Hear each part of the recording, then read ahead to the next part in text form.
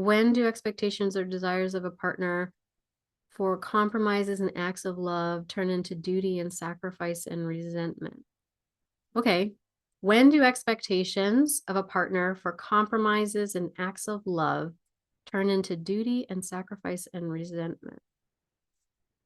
So when they cross your boundaries. So let's talk about that. In order to have a secure relationship, you kind of, there's some things that you, over time, you can come to expect and anticipate in the relationship, so that when I have a difficult day, my partner cares, right? When I'm struggling, my partner wants to be a contributor to the solution. Not that they're going to fix it for you, because that's what breeds resentment and that's what breeds sacrifice, right?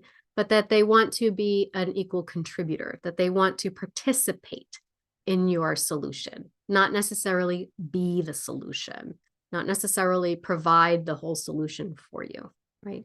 And so we also have to check our expectations. There's two sides of that discussion. Am I taking on the responsibility for being the solution for them, or for coming up with a solution for them, in which case that's my job to not do that? And am I giving my partner full responsibility for being the solution for me? And that's also my job. I have to stop doing that, right? And this is an expression of boundaries on both sides. So there's some degree of expectation.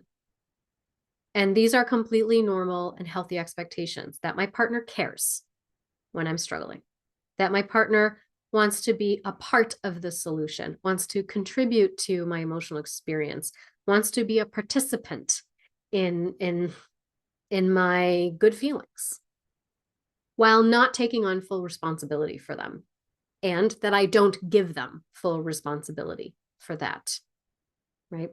So a nuanced understanding of personal boundaries is going to help you understand where those thresholds lie, where those lines lie, right? It becomes duty and sacrifice instead of devotion and inspiration when we start to feel like our partner expects it of us, as opposed to, or demands it of us, I should say, as opposed to appreciates it about us, right? Appreciates that about us. And so that line is a very important one to be aware of, because it requires both parties establishing when they feel like that line is being crossed. So I know that I want to be a participant in this relationship, and I want to be a part of the solution, and I want to contribute to your emotional well-being. And I can do that by doing this, and this, because I can sense in the energy moving through my body that line where, we just crossed over into an area that feels like it doesn't belong to me. And it's not something that is appropriately processed in the context between us. That, in fact, this is a narrative that you're going to have to work on, because that's your responsibility as showing up as an equal in this relationship, right? That you're going to have to work on this internally. And this is often the case when we have partners who have had severe trauma, that there's a lot of confusion about boundaries. There's a lot of confusion about power dynamics and who's got the emotional control, being worried that it's about emotional control when it's really just about emotional sharing. And so they can have a tendency to do both of those things, give too much to their partner to solve for them, and then they can not assume enough responsibility for themselves in that case. Or the other thing happens where they don't invite a partner in at all. There's no invitation to be a part of their process, and they think that they have to do it all on their own. And so they become a closed system, and a closed system becomes stagnant, kind of like, imagine sitting in a car on a hot day and all the windows are closed. That's what happens, as you become stagnant and stale. And there's a sense of depersonalization and derealization, and we become somewhat cynical and skeptical, and we cut ourselves off from all the bad stuff, but we cut ourselves off from all the good stuff. And so we suffocate. And for these folks, I call these folks guards, but for these folks, what happens is they'll roll down the window just enough to let the hot air out, but then they'll immediately roll it right back up. So they feel a sense of relief. Maybe they go to a therapist for 3 to 5 sessions and then they give up because they felt a relief from that pressure. And so then they go back to that sort of smothered state until they can't stand it anymore. And then they'll just relieve the pressure, but they never let anything in. They just let some things out, but they never quite let anything in. And so that's an energetic patterning that you want to work through. And unless you start to invite people in a little bit, you won't really be able to suss out those lines, those gray areas, that the threshold of what is yours and what isn't yours.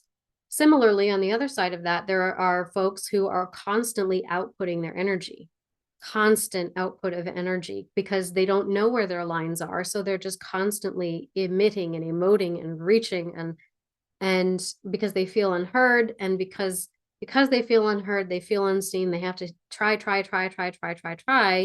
because there's nothing that they can butt up against. And so they are always looking for something or someone to draw lines for them, to be a container for them, so that they can start to understand where their lines are, and they can start to understand themselves in relationship to someone. And so in those cases, they struggle with the inner ground. They struggle to be able to pull it back in. They struggle to be able to hold their own center. And so they're always sort of off kilter, right? They're always kind of pushed over rather easily, because they haven't figured out, oh, here's where I get to pull it back a little bit, because this is mine to process, and someone else, even if they tried, couldn't really do it for me.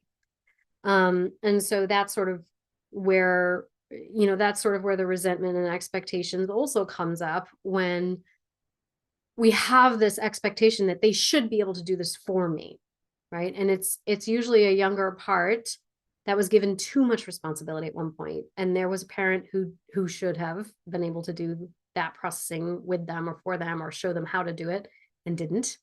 And so now there's this underlying resentment or need for things to be fair, for them to do it for me. If there's this hard line. It's connected to the sacral chakra, because this is where the splitting occurs if we don't have that emotional guidance when we're young. So things get split into extremes, in, out, black or white, reaching for, pulling back. There's no in between. And so we struggle to understand things like boundaries, because boundaries exist in shades of gray. And so that's where the resentment can come on that side too, when we're like reaching for something, we're expecting someone to show up and to man up and to be the thing I need you to be. And and there can be resentments on that side as well. So it's when we don't understand our boundaries that resentments and expectations turn into things like duty and sacrifice. I hope that makes sense. Also, remember to subscribe and ring the bell for notifications. I put out videos once a week, and I wouldn't want you to miss out.